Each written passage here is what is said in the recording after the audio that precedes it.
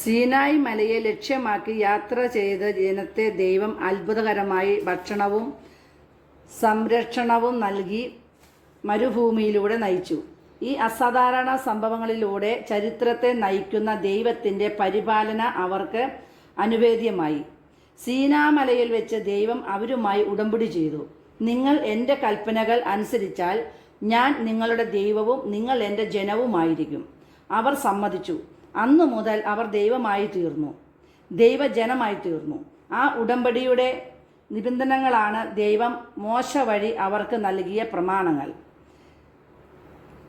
അവരുടെ ഇടയിൽ വസിക്കുന്നതിന് തനിക്ക് ഒരു കൂടാരവും അതിൽ തനിക്ക് ഇരിപ്പിടമായി ഒരു സാക്ഷ്യപേടകവും നിർമ്മിക്കുന്നതിന് ദൈവം മോശയോട് കൽപ്പിച്ചു. പേടകത്തിൽ മോശ ഉടമ്പടി പത്രിക നിക്ഷേപിച്ചു. പേടകത്തിൻ്റെ മുകളിലുള്ള കെരൂബുകളുടെ മധ്യേയാണ് ദൈവം ഉപവിഷ്ടനായിരിക്കുന്നത്. കൂടാരത്തെ മേഘം ആവരണം ചെയ്തിരുന്നു. കർത്താവിൻ്റെ സാന്നിധ്യം അതിൽ നിറഞ്ഞിരുന്നു. Praise the Lord. ഹല്ലേലൂയ.